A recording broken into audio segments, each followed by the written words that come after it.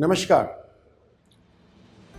हमेशा बात होती है कि मार्केटिंग की टिप्स चाहिए। मार्केटिंग टिप्स मीन्स व्हाट, कि जो प्रोडक्ट को आप मार्केट करके कामयाब हो सको और कमाई कर सको, उसके टिप्स। तो सबसे पहली बात कहाँ शुरुआत होती है? शुरुआत होती है इस बात से कि आपको अपने कस्टमर को मैप करना चाहिए, टारगेट सेगमेंट पता होना चाहिए। लेट अस से आज अगर जो स्कूल की किताबें बेच रहे हैं तो स्कूल के बच्चों को टारगेट करेंगे। अगर जो आप कोई कपड़े बेच रहे हैं तो स्त्रियों को टारगेट करना चाहिए। और अगर जो इसी प्रकार से आप कोई इंजीनियरिंग प्रोडक्ट बेच रहे हैं तो इंजीनियरिंग कंपनी को प्रोडक्ट टारगेट करना चाहिए। हमें हमारे कस्टमर सेगमेंट को पता होना चाहिए। हम ये नहीं कह सकते कि हमारी दवाई पूरे विश्व में सबके काम आएगी, बहुत लोग ना लेना चाहें। तो इसलिए आपको नंबर 1 मार्केटिंग टिप जो है वो ये है कि आपको अपने कस्टमर सेगमेंट का पता होना जरूरी है। टारगेट ऑडियंस कौन है, किसके लिए आप ये क्रिएट कर रहे हैं, ये जानना बहुत ज़रूरी है। उसकी मैपिंग करनी ज़रूरी है कि उसमें किस किस प्रकार के लोग आते हैं। जैसे आज हम फर्नीचर बनाते हैं तो हम डीलर, डिस्ट्रीब्यूटर, कस्टमर के माध्यम से बेचते हैं, स्टोर्स के माध्यम से बेचते हैं, ऑनलाइन ऑफलाइन बेचते हैं, गवर्नमेंट लॉन्डिंग मार्केट प्लेस में बेचते हैं। तो हमने अपने सेगमेंट्स क्रिएट किए हैं कि कैसे कैसे हमें अपने कस्टमर को टारगेट करना है और हमारा कस्टमर किस क्लास का है।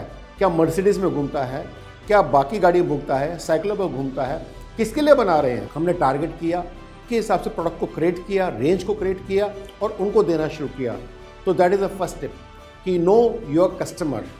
दूसरा, उसकी needs and wants. Needs and wants क्या होती है? मैं अगर जो किसी भी मर्सिडीज़ वाले कस्टमर को माल बेचना चाहूँगा तो मुझे उसकी नीड्स और वांट्स, उसके घर में उसकी ज़रूरत, उसकी इच्छा, उसकी एस्पिरेशन जानना जरूरी है। यानी कि वो किस तरह के प्रोडक्ट को चाहेगा। और अगर जो मैंने ऑर्डिनरी प्रोडक्ट दे दिया तो वो कभी भी नहीं लेगा। उसको चाहिए वैसा प्रोडक्ट जिसमें रिचनेस, लुक, क्वालिटी, फील, एक एलिगेंस आ रहा हो। और वही अगर जो प्रोडक्ट मैं किसी आम इंसान को बेचूंगा या किसी गांव वाले को या किसी किसान को या किसी लोअर लेवल पे किसी को बेचूंगा या किसी भी एक इकोनॉमिकली एक 10-15 हज़ार रुपये सैलरी लेने वालों को बेचूंगा, तो मेरे दिमाग में प्रोडक्ट रहेगा कि उसका प्रोडक्ट इस कैटेगरी का हो जो कि उसको वैल्यू फॉर मनी तो दे, उसको लगे वाओ मैंने 200 रुपये खर्च करे लेकिन 500 का लग रहा है, वो हो। तो यानी कि मुझे उसकी नीड्स को ध्यान में रखते हुए, उसकी वांट्स को ध्यान में रखते हुए वैसे प्रोडक्ट क्रिएट करने पड़ेंगे जिससे कि मैं उसको सेटिस्फाई कर सकूँ। So second point is needs and wants आपको पता होना चाहिए। थर्ड वेरी इंपॉर्टेंट चीज़ है, वो क्या है? अफोर्डेबिलिटी। जैसे मर्सिडीज़ वाला था, उसको अगर जो कोई कुर्सी 200 रुपये के लिए 2000 रुपये की, उससे फ़र्क नहीं पड़ता, बल्कि फैक्ट सस्ती होगी तो लेगा भी नहीं, उसको लगेगा नहीं ये तो हल्का प्रोडक्ट होगा। तो वो मोस्ट मैक्सिमम हाईली प्राइस्ड और कंफर्टेबल आइटम या जो एलिगेंट है, जो ब्रांडेड है, जो शायद इंपोर्टेड है, यूरोप से आती है, वैसे प्रोडक्ट लेकर खुश होगा। लेकिन जो अगर जो आम इंसान की मैं बात कर रहा था जो 10-12 हज़ार 15 हज़ार की सैलरी ले रहा है, तो वो सोचेगा कि मैं जिस प्रोडक्ट को लेकर के यूज़ कर सकूं, लंबे समय तक चला सकूं और मुझे कॉस्ट इफेक्टिव भी हो, मेरे लिए बहुत टैक्सिंग भी ना हो, तो अफोर्डेबल होना जरूरी है। वरना क्या करेगा? वो देखेगा, खरीदेगा कभी नहीं। ये तो नहीं चाहेंगे ना हम लोग कि आज अगर जो हम तेल बेच रहे हैं और तेल की 70 रुपये के बदले में 7,000 रुपये की हो तो कौन लेगा? शायद देश में इक्का दुक्का लेगा, लेकिन वो 70 की होती तो हर आदमी ले लेता। इसलिए आपको अपने प्रोडक्ट को अफोर्डेबल बनाना जरूरी है। किसके लिए? जिस टारगेट सेगमेंट को आप एड्रेस कर रहे हैं उनके लिए, हर एक के लिए नहीं। मैं फिर वापस ये बात रिपीट करना चाहता हूँ। चौथी बात जो है, सबसे बड़ी बात, जो दिखता है वो बिकता है। यानी कि आपको अपना प्रोडक्ट अवेलेबल कराना जरूरी है। मैं आपको बता दूं दोस्तों, आज 40% से ज़्यादा प्रोडक्ट जो हम मार्केट में इसलिए बिक जाते हैं कि वो अवेलेबल है। कस्टमर के माइंड में होगा कि मुझे तो ये ब्रांड चाहिए, लेकिन अवेलेबल नहीं है, कुछ और है। तो हो सकता है कि 10% कस्टमर बोले कि चलो हम उस ब्रांड के बिना नहीं रहेंगे, नहीं लेंगे, लेकिन 90% कस्टमर जो है वो जो अवेलेबल है उसी को ले लेगा। यानी कि आपका डिस्ट्रीब्यूशन नेटवर्क, अवेलेबिलिटी बहुत इंपॉर्टेंट है। जैसे फॉर एग्जांपल पतंजलि के स्टोर्स हैं, पतंजलि के स्टोर्स लिमिटेड होंगे तो उनकी दवाइयाँ हर दुकान में बिकने लग गई। इसलिए जब भी किसी को प्रोडक्ट चाहिए तो हर जगह जाके बोलता है मुझे दंत कांति चाहिए ही चाहिए, तो मिल जाता है।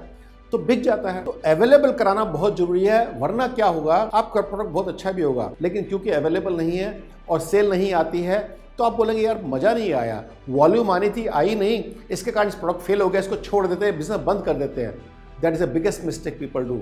सो आपको अवेलेबल कराना जरूरी है। इसके अलावा दूसरी बात क्या है, आपका प्रोडक्ट खुद बोलेगा। किस बात के लिए?